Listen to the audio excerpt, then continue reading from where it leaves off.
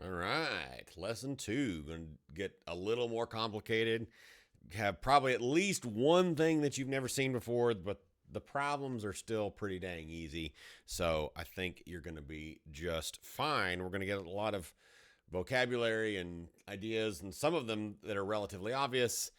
And then we'll introduce a new concept, and we'll do a few examples in the midst of it all. And, there it is. So sum of central angles. So this is probably not new to you. This is probably not news that the sum of the central angles, if we have all the angles added up all in a circle, they equal 360 degrees, right? So in this little example one, we've got it split into 3. Angle 1 plus angle 2 plus angle 3 would equal 360 degrees. Easy peasy. Kind of like the sum of the interior angles in a triangle are 180. Same concept, different shape, right? So this is a bit of vocabulary. Excuse me. We can have a triangle. Just talked about triangles. Now I'm back to triangles. We can have a circle cut into minor and major arcs. So arcs are the outside. So, and it turns out that the length of the arc is the same as the angle. So like if I have angle X degrees here, that's very important. Actually, we're going to learn just a little bit about radian measure later in this lesson. And so it's very, very important. I've said it all the way through, but it's even more important now to make sure you mark your angles that are measured in degrees with a degree symbol. But it turns out that the measure of the arc, so like in this case, the measure of arc AC, and we label that with a little arc symbol, is the same as X degrees. So it's the same as the degree, the angle measure. The angle measure and the arc measure have the same measure, right? So they're the same thing. So this one would be like 360 minus X and the major arc. So a major arc is one that cuts more than half the circle, so more than 180 degrees, and minor arc cuts less than half of the circle, so less than 180 degrees. Now, what if it cuts it straight down the middle and we have a diameter draw? Well, that is now a semicircle, right? So that's always been an intriguing prefix on words to me, that semi usually means cut in half, like semi-annually is half a year, So I don't know. I don't know why that's true. It doesn't, that prefix doesn't make any sense in my head, but it's a thing, right? So a semicircle is half a circle, right? So that little, excuse me, almost like a crescent shape, right? Or whatever. So it is exactly 180 degrees. That's probably not new to you. You probably knew that one. So this makes sense. We have seen segment addition postulate. We've seen angle addition postulate. So now the arc addition postulate. And it's another one of those kind of no-duh postulates, right? So if we have the measure of angle x, y, not angle, I actually wrote angle when I was first building this file here. The measure of arc x, y plus the measure of arc y, z would equal the bigger arc, right? It's the same idea as postulates we've been using since pretty much day one, right? So easy stuff there, right? All right, so arc length. Now, arc length, we already said like angle X is the same as the degree measure, but what about the length? Now, this is important to understand, and this is really important to separate these ideas, especially, as you're looking towards like physics and some of the things like that, is that the arc degree measure is not necessarily the same as the length. Like if we were to cut this here and we were to spread that, to stick that as just a straight line, or if we were to take string and drape it across the thing, how long would that string be? So that's what we're talking about. So we're talking about the length in like things like centimeters and meters and inches. So we're talking about that kind of length, not the radial degree measure, right? So keeping those concepts separate is important to understand for the future. So it turns out, and this formula actually you could probably figure out on your own because it makes sense, because what we have here is we have the length of this arc to the entire circumference, which is 2 pi r, right? So this over this would equal the degree measure over 360, because that would be the whole length. Now, if we take and solve this for L, it looks like this. A degree fraction of 360 of being times the circumference, right? So this kind of makes sense. So you need to memorize this formula, but if you kind of understand what's happening, that it's that the length is that fraction of the whole thing, then it's going to be easier probably to memorize because it just makes sense, right? Let's look at the next thing, which is an example. Okay, so here we go, and we're supposed to find the length of zy. So this arc right here, we're trying to find from here to here, and blappity blippity blap. And so we're going to use the formula that we just used. And I'm going to use it in the one that's already solved for L, since that's what we're looking for in this case. So the arc length L is equal to a fraction, x over 360, of being times the circumference, which was 2 pi r. So see what we're talking about here? It's a fraction of the whole circle of the circumference, right? So now we're going to plug in into x. So x is 75, which wouldn't be like 75%. It'd be 75 out of 360, right? Times 2 pi times the radius. Oh, we know the radius. It's 4. Right? So let me grab my calculator. All right. So we're going to kind of do this in pieces. And the reason we're going to do this in pieces is because I want you to kind of practice. We're going to get the decimal equivalent on this at this point, but I want you to kind of get practice in your head and on your paper working towards leaving these answers in terms of pi, like leaving the pi in there, right? And so not putting it all the way in the calculator and whatever else. So we're gonna do 75 over 360, and we're gonna reduce this. I'm gonna do it with the calculator, but you could of course figure out what goes into both and do all of that. In fact, I already did it in the calculator.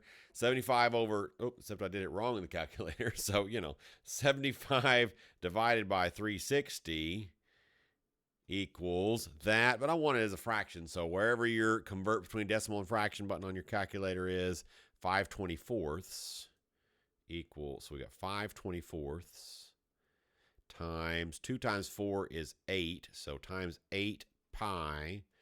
Now we can reduce this here. 24 and 8 reduce, right? 24 goes into whatever number that is.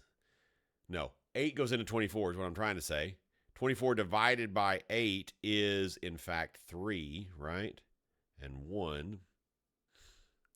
So this would simplify in terms of pi to 5 pi over 3. Now, if this problem did not have this sentence in there, the round to the nearest hundredth, we would actually leave our answer right there and circle it. And very often that's a better way to answer a question like this than to actually get the decimal equivalent. But because we are asked around it, we're going to do it. Sometimes I have a sanity check. I said 3, and then my brain went, "Is that right?" And so I paused real quick, sanity check. Anyway, so 5 times pi, you'll have to find your pi button. I recommend strongly using the pi button and not putting in like 3.14 or 3.14159 because the value that's stored in your pi button is going to have more decimal places than whatever you write. And so you're going to have a more exact answer.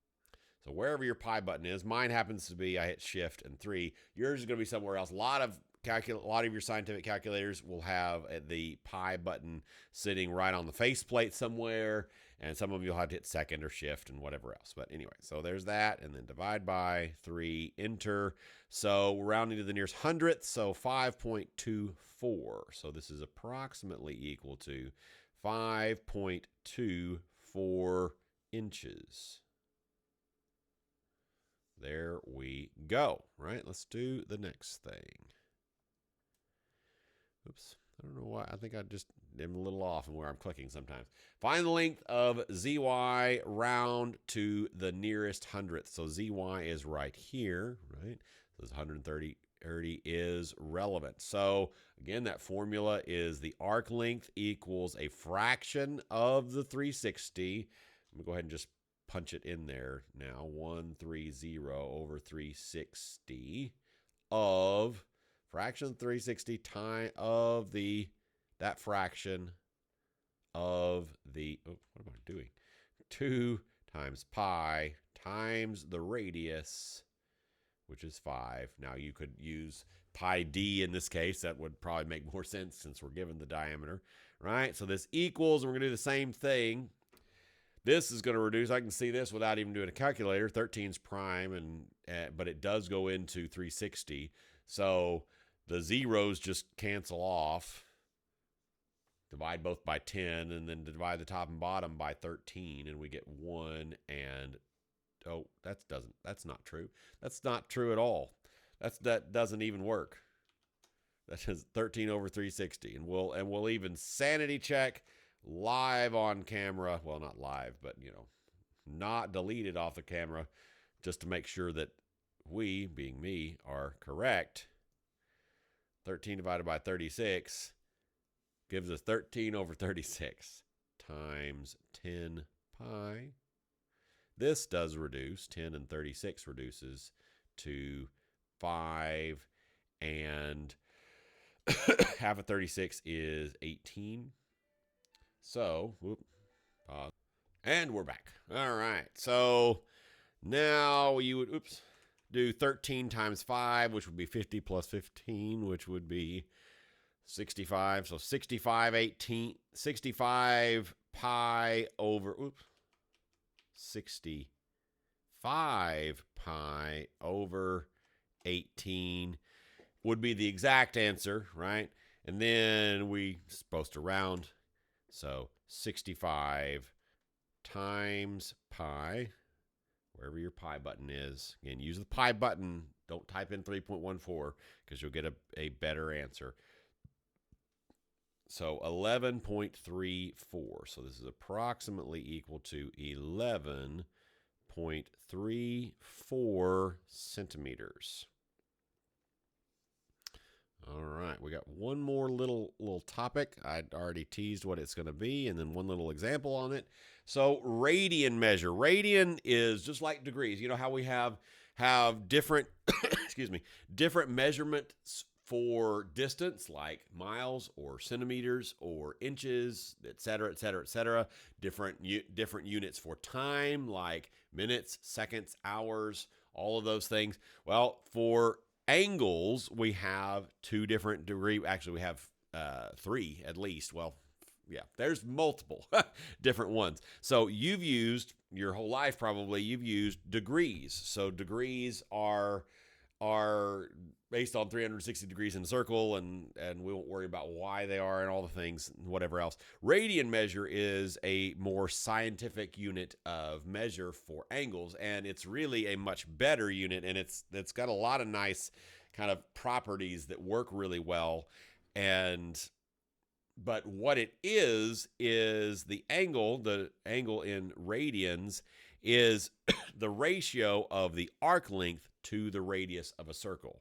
And that's how we find a angle in radians. Now, it's worth noting that when you write a number in radians, you don't write any units. So if you're given an angle measure without any units, without any degree symbol or whatever else, then it's in radians, which is one of the reasons why I harp so much on putting that degree symbol, because if it doesn't have the degree symbol, then it's in radians, and that's a much different thing. All right, so let's do an example using radians. So we're going to find the length of zy and round to the nearest hundredth. Now you notice that this angle is both, it has a pi in it, and it doesn't have a degree symbol, right? So this angle is in radians. Now, very, very often, almost always, your radian degree measure, your radian angle measure will have a pi in it, which is one of the reasons why they're so handy, is because you end up having stuff cancel and doing all kinds of nice things. There's lots of reasons why radians are really great, but let's do this. We're going to use that same formula for the arc length, right? The arc length is, we're not going to use the formula for arc length. because that one has 360 degrees in it. Now, you could actually rewrite that formula with radians in mind. 360 would change to 2 pi, but we won't worry about that. We'll just use what we just learned. And the fact that the radian degree measure is the ratio of the arc length to the radius, right? So we have, and we're looking for the length of ZY. So we're looking for the arc length. We're looking for L. So let's take a second real quick. And this one is a little bit quicker and easier to do than the other one. Let's solve this for L. So multiply R on both sides, right? So the arc length is equal to the radius times the degree measure. I keep saying that. I keep saying it in my head, and I've now said it twice out loud. The angle measure in radians. So if your angle measure in radians, the arc length formula is way easier, right? You don't have all this other junk and ratios, and it's just the radius times the arc length. So the radius is 5, and the angle measure in radians is 3 pi over 7 equals, okay, now, so 5 times 3 is 15, so 15 pi over 7, okay, arc length, we're going to round our answer to the nearest hundredth, right? So now it's worth noting, if you for some reason do know about radians already, and you know that your calculator has a degree mode and a radians mode, and I've talked about that before, like when putting angle measures in, you want to make sure you're in degree mode.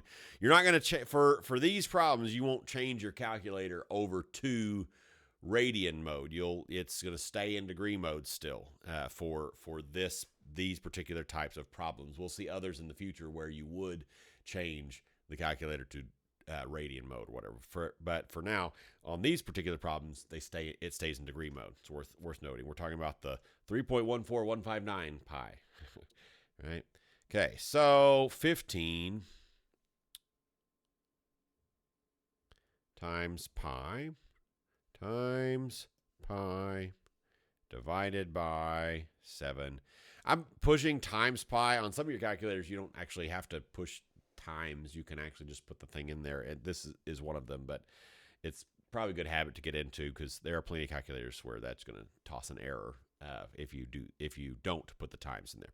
Anyway, so 6.73 approximately equal to 6.73 centimeters.